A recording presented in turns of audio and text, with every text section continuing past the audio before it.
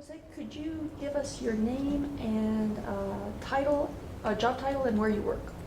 Okay, my name is JoseGuevara, and I'm currently being funded through the HHGRC Hispanic Health Disparity Research Center as my job title at the time I believe is a RA or Research Assistant, and I'm being funded. I wrote a grant for them, and I got approved, and I'm being funded to do research for my thesis at the Boys and Girls Club of El Paso. Very good. And can you just tell us a little bit about your study and what you're doing? Sure. What at we're the Boys and looking Girls at Club? is we're looking at the perceived social norms among Hispanic youth. We're working closely with the 3 Boys and Girls Clubs, the one in downtown on Florence Street, working with the one out in Montana Vista, and briefly with the one in on Delta Central as well.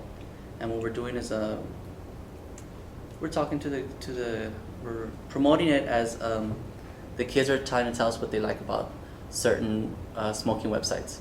But what we're actually doing is we're trying to perceive their social norms about smoking and trying to deteriorate them to see if their social norms are high, we believe they're more likely to smoke. So what we're trying to do is showing them normative data to try to reduce their social norms about smoking.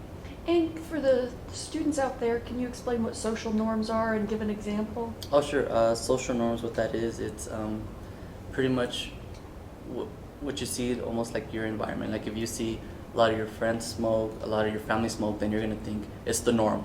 It's socially accepted to do it. Okay. And is there social norms in the messaging they get on TV and in the movies and things Oh, like that? definitely. Yeah. I mean, all that propaganda plays a big factor, you know. I know it's funny, just the other day we were talking to some teens and they're really into that show, Jersey Shore, and it's a big hit with them. So, and apparently they smoke a lot in that show.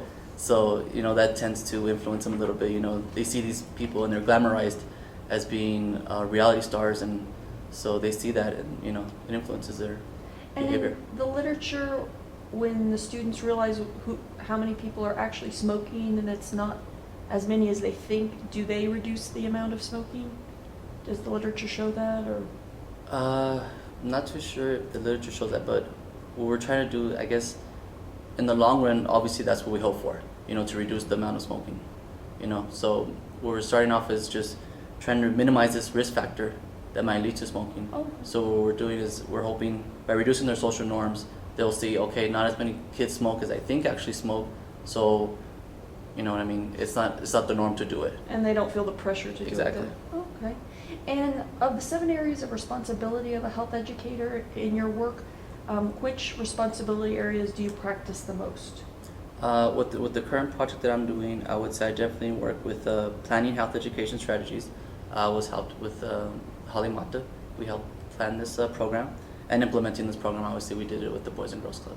And probably evaluation and research also. Oh yeah, that's towards the end. We haven't gotten there yet, but we're gonna get there eventually. Yeah. And Jose, you're unique because you're probably the most recent graduate of all the people I'm interviewing for this course. So I think you give a unique and interesting perspective. Can you provide us a background of your education from your undergraduate days to what you're currently doing? Sure. I graduated in 2009 here in UTEP. I majored in health promotion. I minored in community health. And from there, I fell in love with it, and I just decided to keep going. So I'm currently in the MPH program here at UTEP as well, my first year. Wonderful. And where did you complete your internship during your undergraduate years? For my undergraduate, I completed my internship with the Department of State Health Services with Rebecca Zima under the Smoking Tobacco Prevention Control Program. What are some challenges of your project that you faced that you maybe didn't anticipate? Right. Well, working with the youth is could be pretty stressful. You know, you have to be on them. You know, being that it's research and they're under the age of 18, they have to get their parent consent forms. So we give them the consent forms, and you know, they really want to help us out and participate in the program.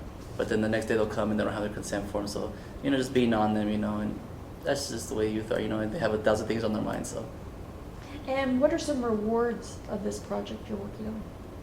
Well, when we eventually get their parental consent and they participate in it, it's good just to talk to them one-on-one. It's a small group setting, maybe 5-7 kids, and they tend to open up with you really quickly, and you get their point of view, and then you try to, obviously what we try to do is, like we said, reduce their social norms. So just speaking with them and seeing the look on their face, like when you present the data to them, it's real eye-opening to them, and you think you're making a change for the good.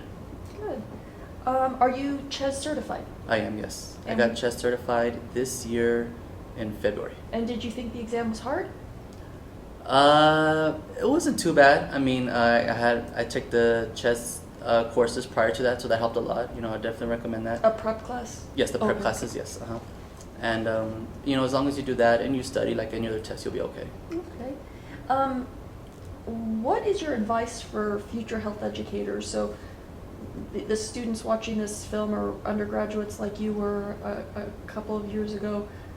What advice would you give them to be successful in this major? Mm-hmm.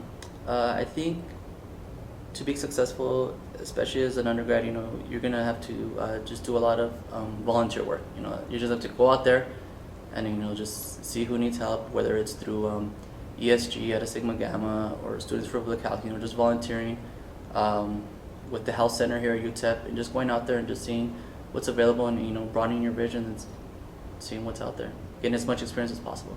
And when you finish your MPH, what's your next goal? Do you want to get a job or continue on with your education? No, definitely. For the school, I'm going to put that on the back burner for a little bit. Definitely want to get a job and get out there and put all the skills that I've got to work.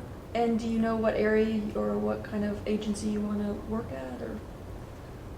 Haven't really put too much thought into it. I would love to. I love what I'm doing right now, sort of program planning and implementation. So I would love to work with probably be a nonprofit, helping them implement programs in the community. Well, very good, Jose, and thank you for your perspective, and we appreciate all your work.